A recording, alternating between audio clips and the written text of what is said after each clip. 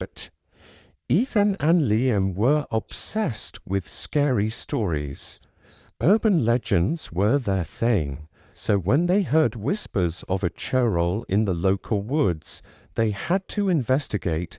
The legend said she was a ghostly figure who lured you to your death by pretending to be someone you knew.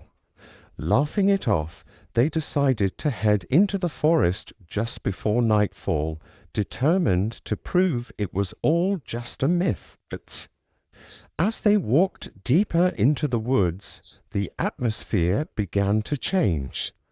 The friendly chirping of birds faded into an eerie silence, leaving only the sound of their boots crunching on dry leaves and twigs.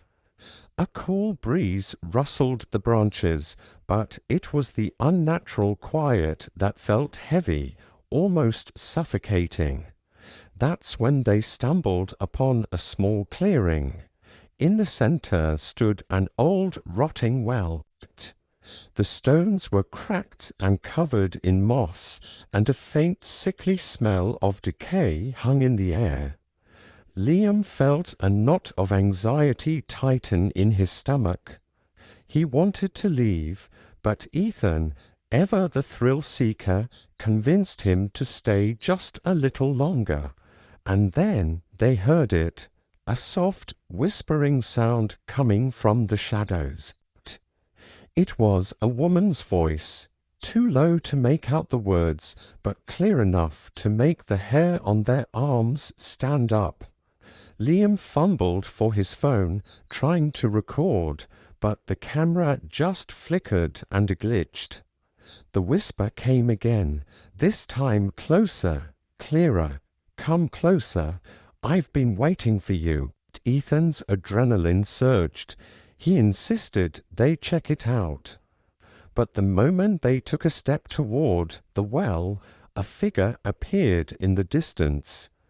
It was faint at first, but undeniably there. A woman in a white tattered dress, her hair long and matted, standing just at the edge of the tree line. Liam froze, his heart hammering against his ribs.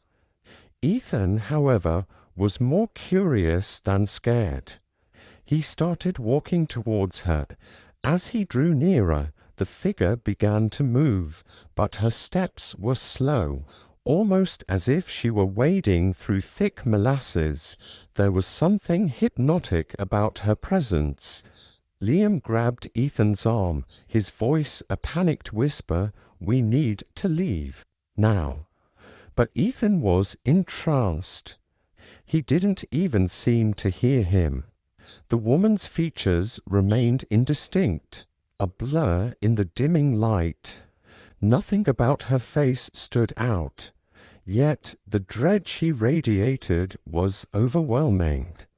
She stepped fully into the clearing, and both boys stopped dead in their tracks. The woman was no longer a silhouette. She was real, but her movements were all wrong, unnatural and disjointed.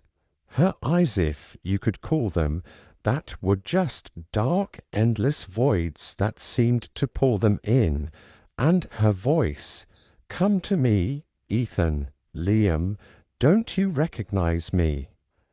A wave of nausea washed over Ethan as the voice grew strangely familiar, but his chest tightened and he felt a sharp, cold sting on his skin. He turned to look at Liam and saw his friend's face was chalk white, his lips quivering in terror. But then a horrifying realization hit. Hemet wasn't Liam's fear he was seeing. It was his own reflection, mirrored perfectly in the woman's void-like eyes.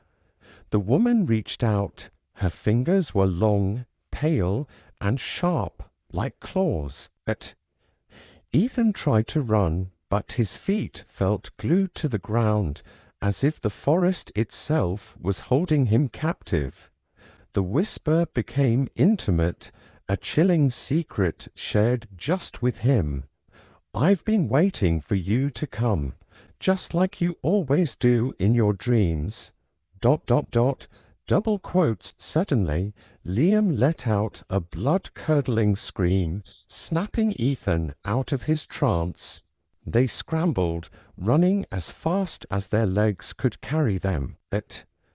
They could hear heavy footsteps pounding the earth right behind them, but when they dared to glance back, she was gone, vanished into the shadows as if she'd never been there.